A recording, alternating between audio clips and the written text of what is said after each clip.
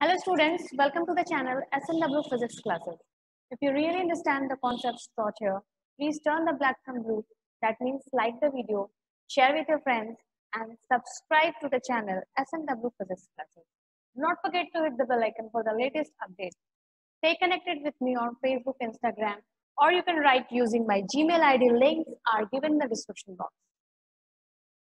Today we are going to deal the last chapter of class 10th physics, that is sources of energy, and in this video we are going to deal all the alternative sources of energy, or we can say non-conventional sources of energy. So let us know what is non-conventional sources of energy.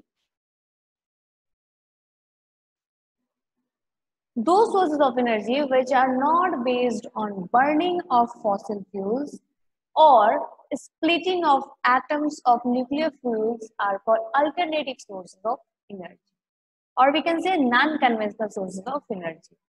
Okay, वैसे fuels, वैसे energy जो fossil fuels को burn करने से भी नहीं हम लोग गेन करते हैं, ना ही किसी न्यूक्लियर एनर्जी को हम लोग यूज करते हैं, तो उस तरह की एनर्जीज को हम लोग बोलते हैं non-conventional sources of energy, or we can say alternative sources of energy. For example, hydroelectric electricity. Here we can see hydroelectricity, wind energy and solar energy. Okay, hydroelectric energy, wind energy, solar energy, biomass energy, energies which we gain from the sea, and geothermal energy. One by one we will discuss all the types of non-conventional sources of energy in this video. So the very first type of alternative sources of energy is hydroelectric energy. Okay, the traditional use of energy of flowing water has been modified by improvement in technology and used to generate electricity. Previously we were building dam.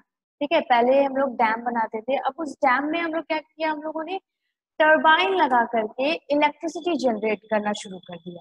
Okay, traditional जो हम लोग flowing water की energy को सिर्फ modify किया है, और modify करके उस फ्लोइंग वाटर की एनर्जी को टर्बाइन को रोटेट करने में हम लोग यूज करके और इलेक्ट्रिसिटी जनरेट करते हैं. कैसे करते हैं? Let us see here how we generate electricity in hydropower plant.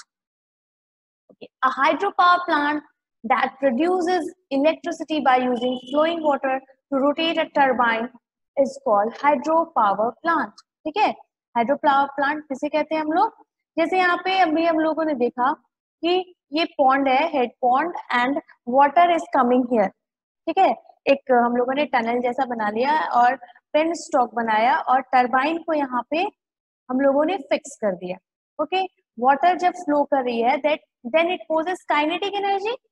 जब वाटर इसमें फ्लो हो रही है then due to its motion it possesses kinetic energy. That kinetic energy is used to rotate the turbine here. ठीक है, हम लोग देख रहे हैं यहाँ पे टरबाइन इज रोटेटिंग. ओके, और जब ये टरबाइन रोटेट करता है, this turbine is connected to generator, and this generator generates electricity, and by using this transformer we transform energy and transfer to different locality, or we can say we can transfer electricity, we can transport electricity, we can supply electricity to our home. Okay, ये transmission line यहाँ पे है और यहाँ पे हम लोग electricity को ट्रांसमिट कर रहे हैं, हम लोग यहाँ पे इलेक्ट्रिसिटी को सप्लाई कर रहे हैं. Okay, by using hydro power plant.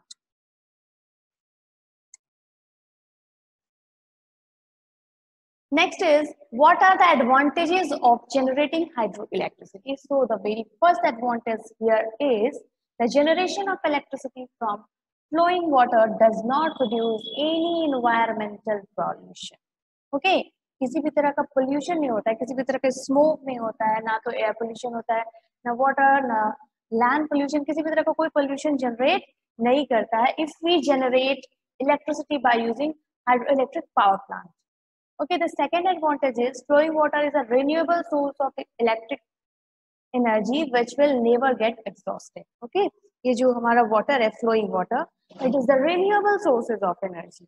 It cannot be exhausted. Okay, In previous video, we have discussed what are renewable sources of energy, what are non-renewable sources of energy.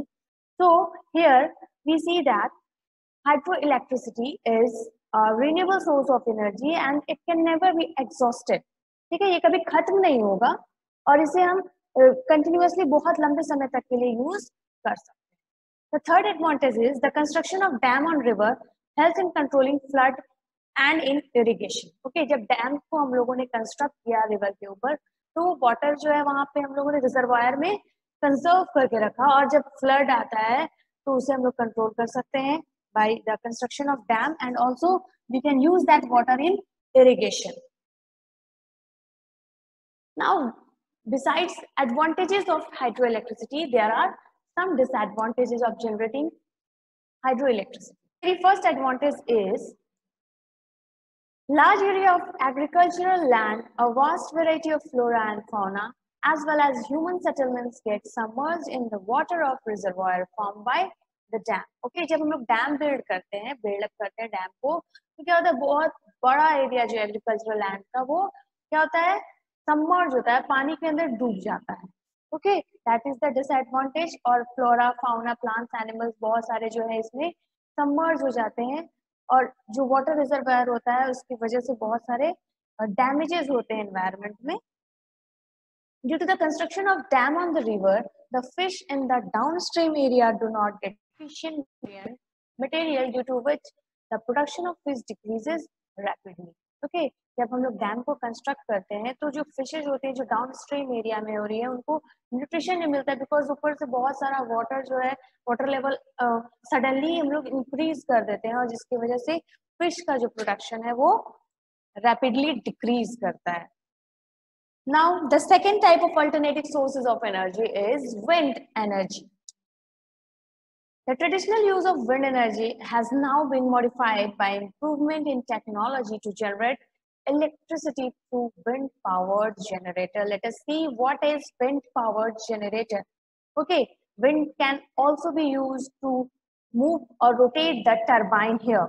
ठीक है, यहाँ पे हम लोग देख सकते हैं कि अगर ये जो हमारा विंड मिल है इसके ब्लेड्स जब हम लोग विंड की वजह से जब रोटेट हो रहे हैं then turbine is rotating here and thus it generates electricity. ठीक है, ये टरबाइन जो है विंड की एनर्जी को यूज करके रोटेट कर रहे हैं और फिर वो टरबाइन जो है वो कनेक्टेड है जनरेटर से और they also generate electricity. Let us see some advantages and disadvantages of wind energy. Let us see what are the advantages of wind energy. It is renewable source of energy. Okay, the very first advantage is it is renewable sources of energy, means it cannot be exhausted. ये खत्म नहीं होगा environment से because wind is a renewable source of energy. The second one is it does not cause any pollution. Okay, the second advantage of using wind energy to generate electricity is it does not cause any pollution. The third one is it conserves fossil fuels which are being used in generating electricity in the thermal power plants.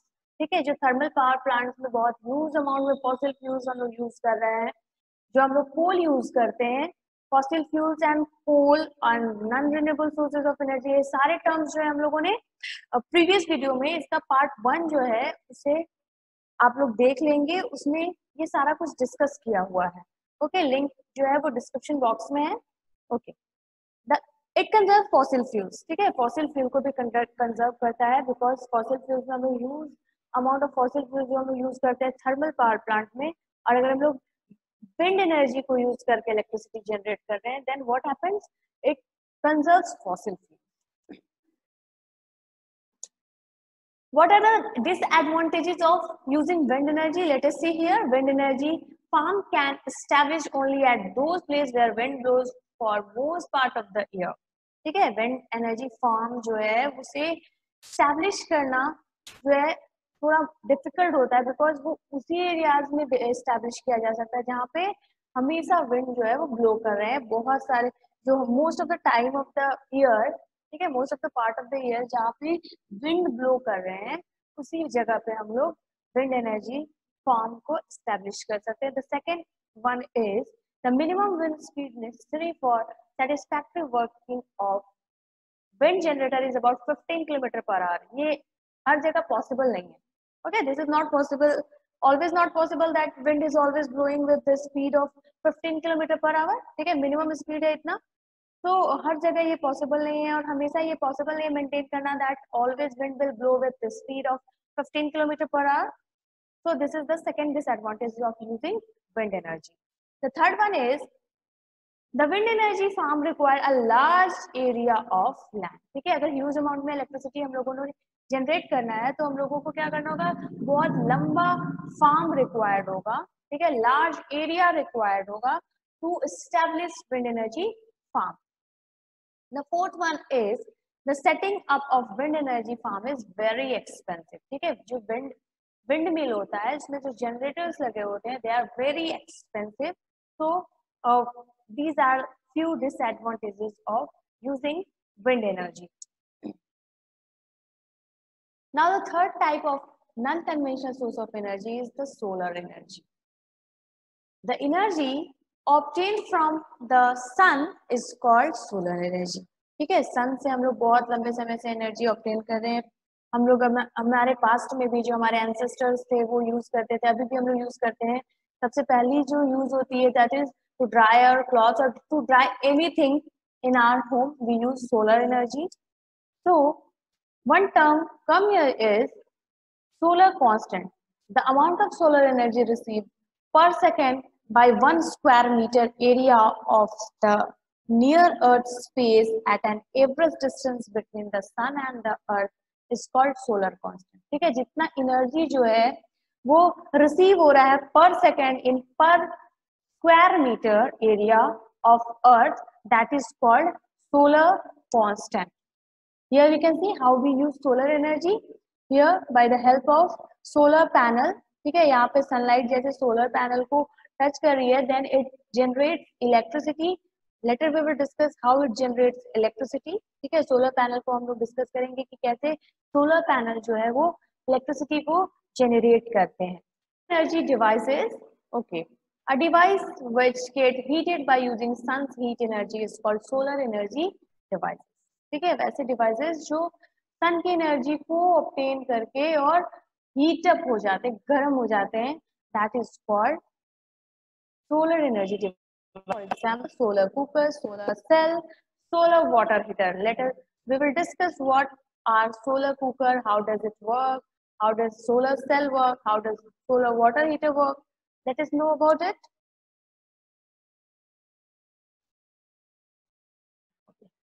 A solar cooker is a device which is used to cook food by utilizing the heat energy radiated by sun. Here we can see. ठीक है, solar cooker एक ऐसा device है जो सन की energy को use करके और हम लोगों को फूड प्रिपेयर करने में हेल्पफुल होता है. ठीक है, खाना बनाने में मदद करता है. Okay, the construction of solar cooker is it consist of a wooden box. यहाँ पे जो है एक कंटेनर है जो वुड का बना हुआ है. Outer wooden box having thermocol leaning inside. ठीक है, अंदर में जो है वुडन बॉक्स के अंदर में जो है थर्मोकोल की एक लेयर लगी हुई होती है so that heat can not get out from that cooker. ठीक है, उसे इंसुलेट करने के लिए कि जो हमारा हीट जो है कुकर के अंदर जा रहा है it does not come out. Okay, the second component, second part of the solar cooker is glass sheet cover. ठीक है, here is the glass sheet cover. Third one is reflector plane mirror. ठीक है, plane mirror का use करते हैं as a reflector. और inner box is completely painted with black. ठीक है, black colour absorb most of the energy. ठीक है, तो ये इनर बॉक्स जो है it is painted with black paint. Okay, container with food to be cooked. ठीक है, ये जो चार का हमारा कंटेनर है तो इसमें हम लोग क्या करेंगे, फूड को रख देंगे जो कि जिसे हमें पकाना है. Okay, now let us see how does it work. ठीक है, यहाँ पे हम लोगों ने कंटेनर यहाँ पे रखा हुआ है, ब्लैक कलर्ड इंटीरियर है पूरा इसका. तो यहाँ पे कुक पॉट रखा हुआ है, ग्लास और प्लास्टिक कवर. ठीक है, यहाँ पे जो ग्लास है ये हम लोगों ने ग्लास शीट कवर यहाँ पे रखा है. Okay, here is the reflector. और सन की रेज जैसे रिफ्लेक्टर पे पड़ती है तो most of the energy get reflected और सारी एनर्जी जो रिफ्लेक्ट हो रही है that is concentrated on that pot. ठीक है, वो सारी एनर्जी जो यहाँ पे सन जो है सन की एनर्जी इंसिडेंट हो रही है तो रिफ्लेक्शन के बाद जो है कॉन्सेंट्रेट कहाँ पे हो रही है, वो कुक पॉट पे. ठीक है, और वो फूड बनाने में इस तरह से हेल्पफुल होते हैं. Now we will see advantages of solar cooker. Okay, the use of solar cooker for cooking food saves precious fuels like coal, kerosene and LPG. ठीक है, जो हमारा कोल, केरोसिन, एलपीजी है, उसको रिप्लेस करके अगर हम लोग सोलर कुकर का यूज करें तो वो बहुत सारे फ्यूल्स को सेव करता है, ठीक है, कंजर्व करता है.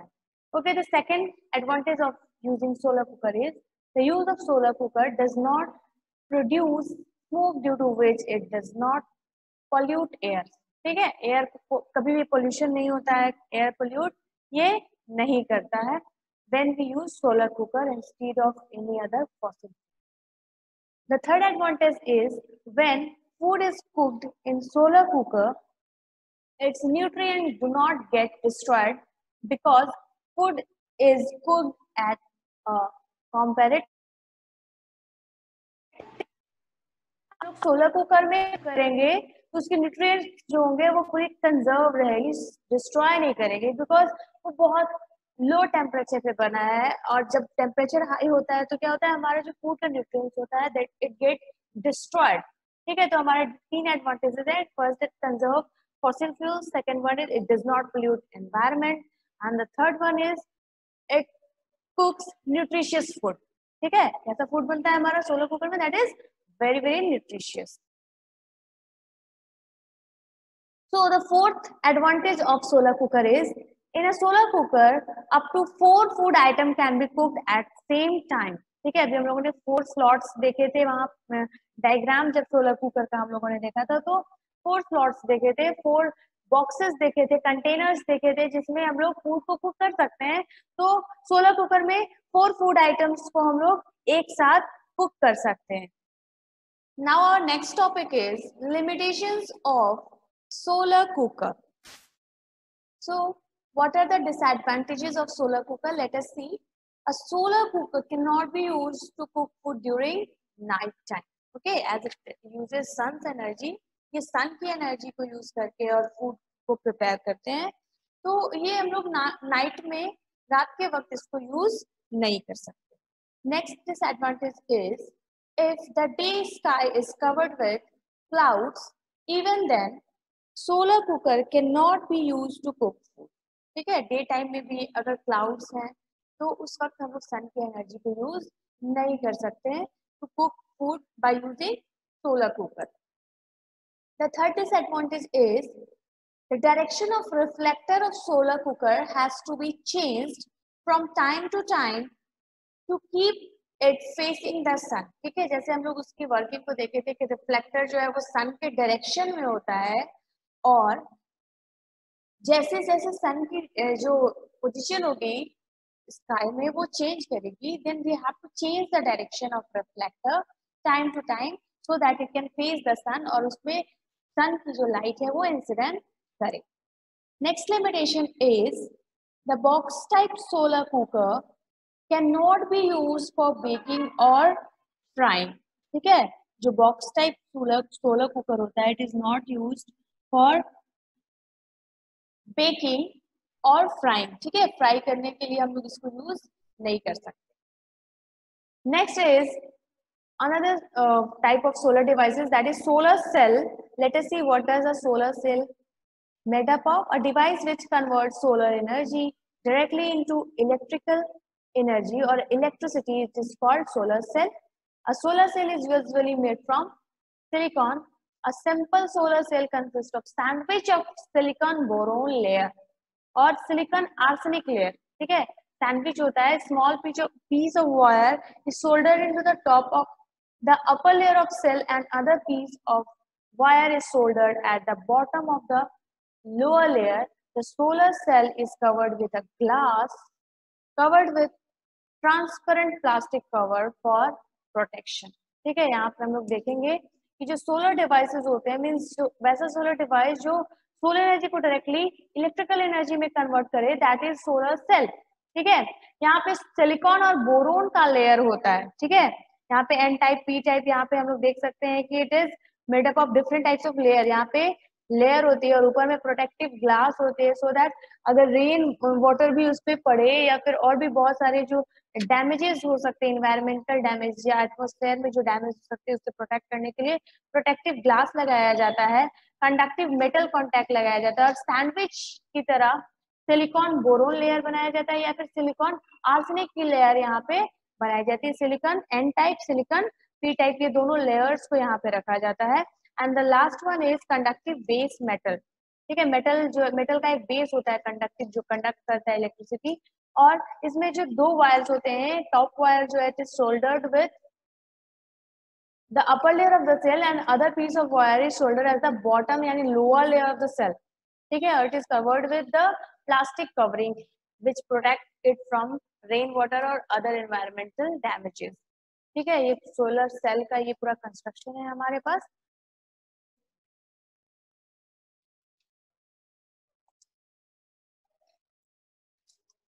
Working of a solar cell. How does a solar cell work? When sunlight falls on the surface of solar cell, it makes the loosely held electrons in the silicon atom move, due to which a current begin to flow in the wire connected to the top and bottom of the solar cell. ठीक है, top और bottom पे जो wires connected होते हैं उसमें क्या होता है, ये लूजली हेल्ड होते हैं। Let us see here how does a solar cell work. ठीक है, सनलाइट इस पे फॉल कर रही है और here we have connected with inverter and inverter is connected with battery. ठीक है, ये इन्वर्टर जो है ये नाइट के लिए हम लोग इसको चार्ज करके रखते हैं। And the next wire is directly connected with electrical panel of the house. ठीक है, और ये इलेक्ट्रिकल पैनल से हाउस में यहाँ पे सप्लाई देते हैं।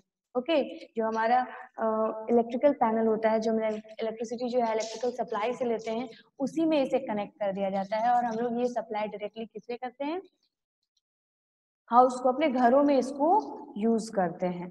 At night what happens, okay, रात में क्या होता है, यहाँ पे जैसे ही यहाँ पे रात होती है तो ये जो है solar cell, then the work of inverter start. ठीक है, इन्वर्टर का जो यहाँ पे काम शुरू हो जाता है और बैटरी जो है वो बैटरी से कनेक्ट होकर के फिर वो इलेक्ट्रिसिटी यहाँ पे सप्लाई करने लगता है।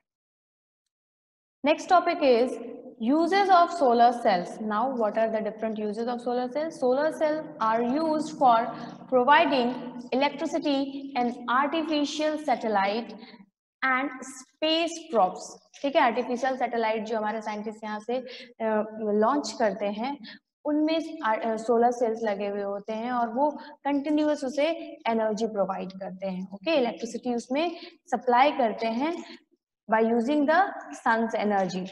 Second uses of solar cell is solar cell are used for providing electricity to remote, inaccessible and isolated place where normal electricity transmission line do not exist. ठीक है, जो बहुत रिमोट एरिया होते हैं, बहुत ही पिछड़े इलाके होते हैं, वहां पे जब इलेक्ट्रिसिटी नहीं जा सकती, नॉर्मल जो ट्रांसमिशन होता है, हमारा जो सप्लाई हमारे घरों में आता है वो वहां पे नहीं पहुंचाई जा सकती है, तो वहां पे इलेक्ट्रिसिटी प्रोवाइड करती है हमारा कौन, सोलर सेल।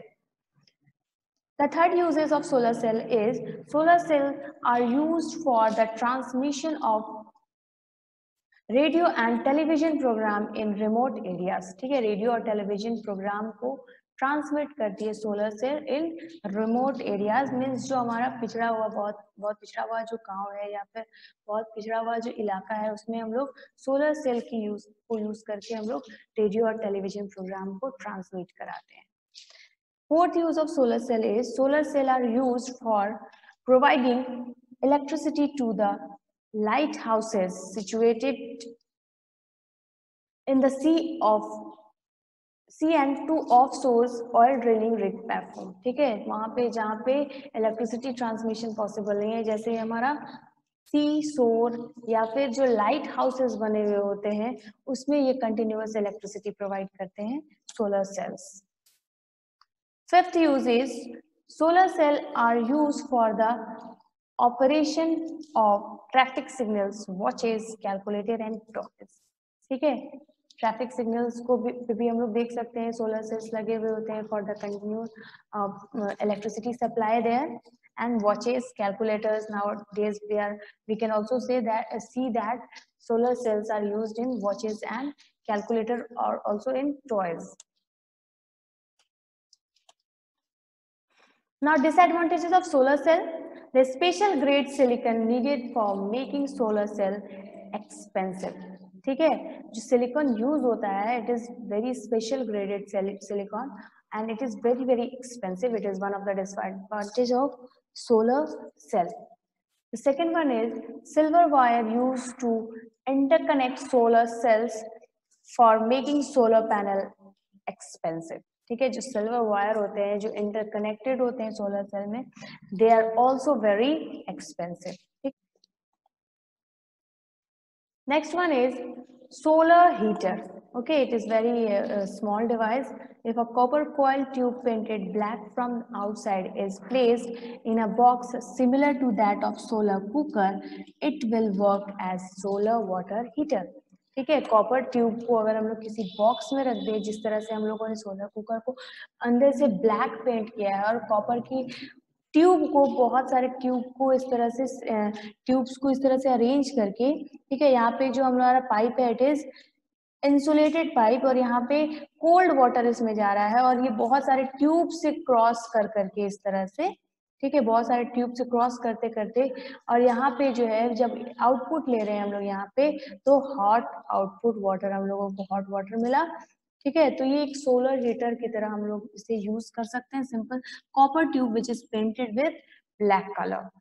ठीक है, and it is also placed in the box similar to that of solar cooker. Means जो बॉक्स पे हम लोग इसे रखेंगे, जिसे हम इसे फिक्स करेंगे, that is also painted black. Next non-conventional source of energy is biomass energy. Biomass is renewable source of energy. It includes wood, agricultural waste and cow dung. ठीक है, बायोमास जो होता है बिल्कुल रिन्यूएबल सोर्स ऑफ एनर्जी होती है, जो हम लोग जनरल घरों में यूज करते हैं, जैसे वुड हो गया, एग्रीकल्चरल वेस्ट को यूज कर सकते हैं. And here we can see the cow dung. ठीक है, बहुत सारे काउ डंग केक्स है यहाँ पे. तो ये सारे जो है biomass energy, it is very renewable source of energy. It can never be exhausted and it is generally used, it is traditionally used in our villages. Our next topic is biogas plant. Okay, what is a biogas plant? Biogas is a mixture of methane, carbon dioxide, hydrogen and hydrogen sulfide. The major constituent of biogas is methane. Biogas is produced by the anaerobic degradation of animal waste like cow dung and the presence of water. ठीक है, ये biogas is a mixture of methane, carbon dioxide, hydrogen and hydrogen sulphide. ये 4 types of gas उसमें हम लोग उसमें mixture होता है. But the major component, major constituent of biogas is methane gas. Biogas is produced by anaerobic degradation of animal waste. ठीक है, biogas जैसे काउ डंग को हम लोग वाटर में घोल करके उसका स्लरी बनाते हैं और उसके बाद उसको फीड कर देते हैं बायोगैस प्लांट में. We will discuss how does it work.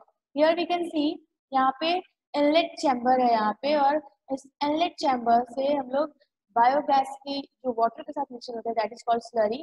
Slurry को यहाँ पे फीड करते हैं और after anaerobic degradation of about 60 days, ठीक है, एक बार बायोगैस प्रिपेयर होने में 60 डेज लगते हैं. और एनारोबिक रेस्पिरेशन होता है बैक्टीरिया का in the digester, in the biogas tank.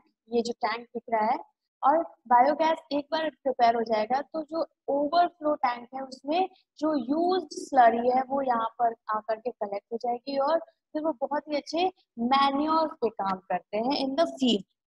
Okay, next is construction of biogas.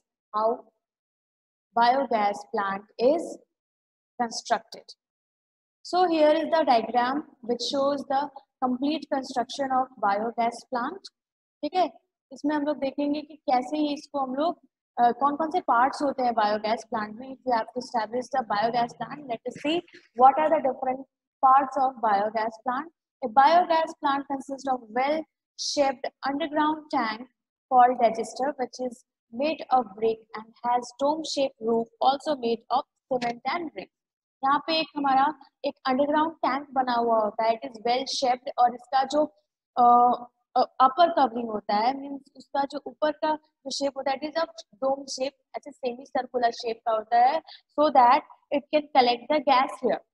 Okay, यहाँ पे जो है हम लोग गैसेस को, यहाँ बायोगैस जब यहाँ पे टैंक में प्रिपेयर होता है ड्यू टू एनारोबिक डिग्रेडेशन, तो यहाँ पे जो गैस होते हैं ऊपर जाकर के यहाँ पे कलेक्ट हो जाती है। Next part is the dome of digester tank act as a gas holder or storage tank. Here we saw that ये जो बायोगैस का डोम, ये जो डिजेस्टर का डोम है, it act like a storage tank of biogas. There is a gas outlet at the top of the dome having valve. यहाँ पे हम लोग देख सकते हैं गैस आउटलेट है, यहाँ पे वाल्व लगा हुआ है, so that to prevent the leakage. ठीक है, वाल्व लगा होता है, जितना हम लोग को रिक्वायर्ड होता है उतना हम लोग गैस जो है यूज करते हैं, और बाकी फिर इस वाल्व से इसको बंद करके और स्टोर करके रखते हैं, लीकेज ना हो इसलिए हम लोग इस वाल्व को लगाते हैं। On the left side of the digester tank is a sloping inlet chamber. Here we can see it is the left side of the digester tank. Okay, it is a sloping inlet chamber. यहाँ पे cow dung और water के mixture को, water के जो solution की तरह हम लोग प्रिपेयर करते हैं, उस लिक्विड को यहाँ पे फीड कर देते हैं, और फ्रेश जो स्लरी होता है वो अंदर में यहाँ पे फीड हो जाता है। Okay, on the left side of the digester tank is a sloping inlet chamber, and on the right side is a rectangular outlet chamber, both made of bricks. It is also made up of brick. यहाँ पे जो use slurry होती है जिससे biogas हम लोग prepare कर चुके होते हैं, वो यूज स्लरी जो है वो आउटलेट चैम्बर में जाकर के और ओवरफ्लो टैंक में जाकर के डिपॉजिट हो जाती है, और यहाँ पे क्या होता है, ये एक बहुत अच्छा मैन्योर की तरह काम करती है, दैट इज स्पेंट स्लरी। ठीक है, इस पार्ट को, ये जो स्लरी यूज होती है that is called spent slurry, और इस स्पेंट स्लरी को हम लोग मैन्योर की तरह फील्ड में काम करते हैं, it is good quality manure. Next, the inlet chamber is for introducing fresh dung slurry into the main digester tank, whereas outlet chamber is for taking out the spent slurry after the extraction of biogas. अभी मैंने explain कर दिया कि जो fresh slurry होती है उसे हम लोग फीड करते हैं इनलेट चैम्बर से, और जो स्पेंट स्लरी होती है, मीन्स जो यूज स्लरी होती है जिसकी बायोगैस हम लोग बना चुके होते हैं, बन चुका होता है, और वो स्लरी जो है वो आउटलेट चैम्बर में कलेक्ट हो जाती है, and it is also used for as manure. The inlet chamber connected to the mixing tank, while outlet chamber is connected to the overflow tank. ठीक है, इनलेट चैम्बर जो है it is the inlet chamber, और ये mixing जो है tank से connected होते हैं, फीड करते हैं, ये यहाँ पर आके कलेक्ट हो जाती है, और आउटलेट चैम्बर जो है वो सारी स्लरीज को ओवरफ्लो टैंक में कलेक्ट कर देती है। Now uses of biogas. Biogas is used as a fuel for cooking food. ठीक है, वो जो गैस हम लोग अभी डोम में कलेक्ट होता है that is connected to our kitchen, और उसे हम cooking food, for cooking food we can use. बहुत अच्छा फ्यूल होता है, just like LPG.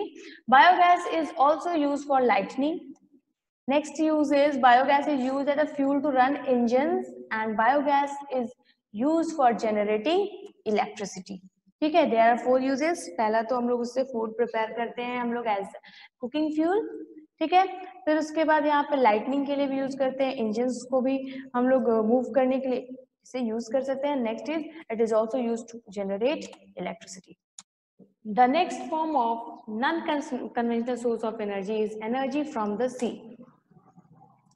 The energy from the sea can be obtained mainly in 3 forms. Okay, the first one is tidal energy, wave energy, and ocean thermal energy. These all are called potential energy. Means अभी इसका use हम लोग नहीं कर रहे हैं, but in future we can use these energies for generation of electricity. The very first is tidal energy. The tidal wave in the sea build up and recede twice a day. ठीक है, जो tides होते हैं समुद्र के अंदर वो up and down जो होते हैं वो ट्वाइस अ डे करते हैं, मीन्स पूरे दिन में अप और डाउन इस तरह से करते रहते हैं. The enormous movement of water between the high tides and low tides provide very large source of energy in coastal areas of the world. ठीक है, जो हाई टाइड्स और लो टाइड्स बनते हैं समुद्र में, they are very good source of energy. The tidal energy can be harnessed by constructing tidal barrage. यहाँ पे tidal barrage हम लोग देख सकते हैं इस डायग्राम में. ठीक है, tidal barrage को बना करके, और we can say tidal dam across the narrow opening to the sea. और डैम के बीच में यहाँ पे हम लोगों ने टरबाइन रखा हुआ है. Let us see how does this turbine work. During high tide, when the level of water in the sea is high, ठीक है, जब हाई टाइड होता है तो ये इट इज द सी. ठीक है, यहाँ पे जो है जब हाई टाइड होता है, during high tide the level of water is high in sea, water flows into the reservoir. It is the reservoir. ठीक है, वाटर जब इधर से इधर जा रही है, then it also moves turbine reservoir of the barrage and turn the turbine. The turbine then turns the generator to produce electricity. ठीक है, जब टर्बाइन जब मूव करेगी तो क्या होगा, इलेक्ट्रिसिटी प्रोड्यूस हम लोग यहाँ से कर सकते हैं. Now let us see what happens when low tide is here, and during the low tide when the level of sea water is low. ठीक है, जब लो टाइड होती है तो सी वाटर की जो लेवल होती है that is low, stored in the, just like here we can see sea water is low here. Water stored in the barrage reservoir is allowed to flow out into the sea. ठीक है, water जो है सारे जो है allow कर देते हैं हम लोग इसे कि वो डैम से जो है वो बाहर जाए. Okay, thus this flowing water also turn the turbine and generate electricity. Thus, as the sea water flow in and out of the tidal barrage during high and low tides, it turns the turbine to generate electricity. और what sea water के इस तरह के movement से जो है वो हम लोग continue टाइडल जो हमारा डायनेमो लगा हुआ है, जेनरेटर्स लगे हुए हैं, उसके जो टरबाइन है उसके हम लोग उसको हम लोग रोटेट कर सकते हैं to generate electricity. The tidal energy is not likely to be a potential source of energy in future because of the following reason. ठीक है, tidal energy को हम लोग potential source of energy की तरह इसे नहीं मानते हैं, हम लोग इसे नहीं समझते हैं because there are very few sites around the world which are suitable for building tidal barrage. ठीक है, इस तरह का टाइडल बैरेज जो है बहुत ही कम साइट ऐसे होते हैं जो हम लोग उसे बिल्ड कर सकते हैं, जिसकी वजह से ये जो है पोटेंशियल सोर्स ऑफ एनर्जी में इसे नहीं रखा गया है. The next reason is that the rise and fall of seawater during high and low tide is not enough to generate electricity on large scale. ठीक है, ये जो टाइड का जो राइज और फॉल होता है ये बहुत लार्ज स्केल में इलेक्ट्रिसिटी को जनरेट करने में ये हेल्पफुल नहीं होता. Next form of sea energy is wave energy. Energy from the sea is also available in the form of sea wave. ठीक है, एनर्जी जो है वो सी वेव से भी हम लोग ऑब्टेन कर सकते हैं. It is also potential source of energy. In future may be possible कि हम लोग इस तरह से एनर्जी को जेनरेट करें. Due to the blowing of wind on the surface of sea, very fast sea wave move into it. ठीक है, ये जो सरफेस ऑफ सी पे जो हमारा ये क्या हो रहा है, विंड ब्लो कर रहा है. ठीक है, जो यहाँ पे हवा चल रही है जिसकी वजह से जो है ये वेव्स जो होते हैं बहुत फास्ट मूव करते हैं. There due to there high speed sea wave have lot of kinetic energy in them. ठीक है, उसकी स्पीड की वजह से उसमें क्या होगा, काइनेटिक एनर्जी होगी. The energy of moving sea wave can be used to generate electricity. ठीक है, यहाँ पे जो है सी वेव मूव कर रही है और यहाँ पे हमारा टरबाइन हाउस बना हुआ होता है और इसकी वजह से जो है यहाँ पे जो हमारा टरबाइन कनेक्टेड है इस वेव की एनर्जी की वजह से जो है यहाँ पे मूव करा सकते हैं इसे हम. Just like here we can see an example of this type of device is found on the Isles of Islay on Scotland west coast. ठीक है, यहाँ पे हम लोग बस यहाँ पे एग्जांपल ले सकते हैं कि वेव एनर्जी यूज हो रही है स्कॉटलैंड में. स्कॉटलैंड यहाँ यूज करती है इस वेव एनर्जी को to generate electricity. Next form of energy which we obtain from the sea is ocean thermal energy. The energy available due to the difference in the temperature of water at the surface of the ocean and the deeper level is called ocean thermal energy. ठीक है, OTE यहाँ पे हम लोग बोलते हैं। जैसे अभी यहाँ पे जो टॉप लेवल है ओशन का, ठीक है, सरफेस जब ऊपर है तो वहाँ पे जो है सन की एनर्जी की वजह से वाटर जो है गर्म हो जाती है, और गर्म होने की वजह से वहाँ पे टेम्परेचर हाई होता है। और जब हम लोग बॉटम में चले जाएं तो टेम्परेचर यहाँ पे बहुत लो होता है। तो जो टेम्परेचर डिफरेंस होता है ओशन में, उसकी वजह से जो हम लोग एनर्जी ऑब्टेन करते हैं, that is called ocean thermal energy.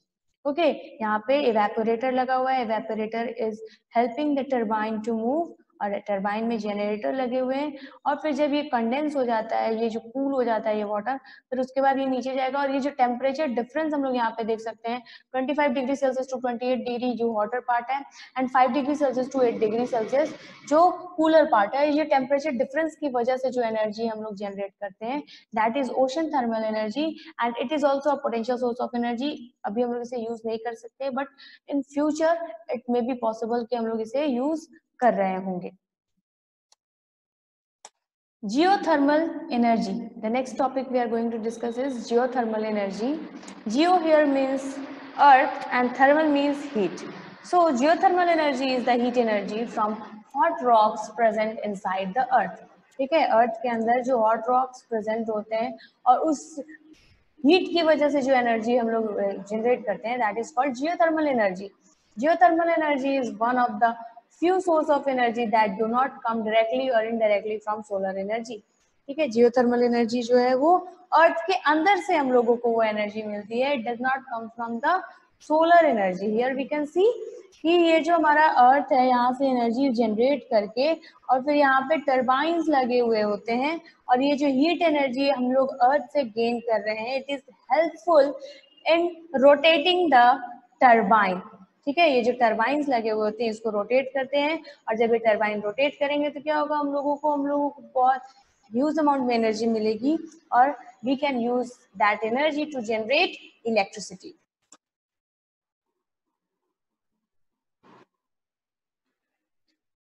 Next is nuclear energy. The energy released during a nuclear reaction is called nuclear energy. ठीक है, जो एनर्जी हम लोग न्यूक्लियर रिएक्शन के दौरान हम लोगों को मिलती है, that is called nuclear energy.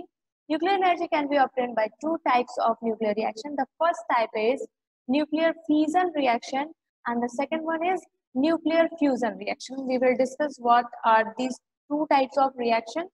ठीक है, हम लोग आगे यहाँ पर डिस्कस कर रहे हैं what are nuclear fission and nuclear fusion reaction. Okay, nuclear fission reaction, the process in which a heavy nucleus of radioactive atom is split up into smaller nuclei when bombarded with low energy neutron is called nuclear fission. ठीक है, यहाँ पे हम लोग देख सकते हैं uranium जो है, it is bombarded with low energy neutron. ठीक है, यहाँ पे न्यूट्रॉन को हम लोग यहाँ पे बॉम्बार्डिंग किए इस न्यूट्रॉन की, then it is splitted into two smaller nuclei, that is barium and krypton. ठीक है, this is called nuclear fission reaction, the process in which heavy nucleus of radioactive atom, uranium is radioactive atom, and it is bombarded with low energy neutron, and it is splitted into two smaller atom, that is barium and krypton. It is called nuclear fission reaction. The next is nuclear fusion reaction, the process in which two nuclei of light element combine to form heavy nucleus is called nuclear fusion. ठीक है, दो light nuclei combine करके क्या करते हैं, एक heavy nucleus को form करते हैं, that is called nuclear fusion. Fusion means to break and fusion means to combine. The fusion process is just opposite of fusion process. Here we can see, ठीक है, दो लाइट एटम्स है यहाँ पे. Okay okay, tritium that is H3 and deuterium H2, ये दोनों combine करके it forms when it fuses a heavy atom, that is helium atom. ठीक है, दो हाइड्रोजन एटम को कंबाइन करके हम लोग यहाँ पे क्या बनाते हैं, हीलियम एटम. ठीक है, जैसे H3 and H2 when it fuses, ये दोनों जब आपस में combine करेंगे, then it forms a heavy nucleus that is called helium atom, and that this complete process is called nuclear fusion reaction. Now, advantages of using nuclear energy. The first advantage is it produces a large amount of useful energy from a very small amount of nuclear fuel. ठीक है, बहुत कम fuel को use करके बहुत ज्यादा energy हम लोग produce कर सकते हैं in nuclear fusion and fission reaction. Once the nuclear fuel is loaded into the reactor, the nuclear power plant can go on producing electricity for 2 to 3 years at a stretch. ठीक है, एक बार अगर nuclear reaction हुआ reactor में तो उसमें इतनी energy store हो जाती है, means we can produce electricity for 2 to 3 years. Okay. The third advantage of using nuclear energy is it does not produce gases like carbon dioxide, which contribute to greenhouse effect, or sulfur dioxide, which causes acid rain. ठीक है, इसमें ऐसी कोई harmful gases produce नहीं होती है जैसे carbon dioxide, sulphur dioxide, इस तरह के गैसेस प्रोड्यूस नहीं होते हैं. अगर कार्बन डाइऑक्साइड प्रोड्यूस होगा then it is the main component of greenhouse effect, and if it produces sulphur dioxide तो एसिड रेन होगा. बट यहाँ पे ऐसा कुछ भी नहीं होता है. न्यूक्लियर एनर्जी में जब न्यूक्लियर रिएक्शन होता है तो ना तो कार्बन डाइऑक्साइड रिलीज होते हैं ना ही सल्फर डाइऑक्साइड रिलीज होते हैं. Now let us see what are the disadvantages of using nuclear energy. The waste product of nuclear fission reaction are radioactive, which keep on emitting harmful nuclear radiation for thousands of years. So it is very difficult to store or dispose of nuclear waste safely. ठीक है, safety से हम लोग इसे जो इसमें से radio active radiation निकलते हैं, न्यूक्लियर रेडिएशन निकलते हैं, जब रेडियो एक्टिव सब्सटेंस जो है स्प्लिट करते हैं तो बहुत ज्यादा रेडिएशन emit करते हैं, and that is very very harmful for the human life. There is a risk of accident in nuclear reactor. ठीक है, रिएक्टर में अगर कोई ऐसा रिस्क हुआ है, बॉम्बार्डिंग हुई, then it can harm human life also. The third one is the high cost of installation of nuclear power plant and the limited availability of uranium fuel make a large scale of use of nuclear energy prohibitive. ठीक है, जब high, सबसे पहले तो इसका cost बहुत high होता है. Next, uranium fuel is very, it is also very rare, so it is prohibited to use uranium on large scale. Okay, that's all for the video today. If you have any problem, any doubt, any confusion related to the video, just comment in the comment section or you can write using my email ID. Thank you very much for watching.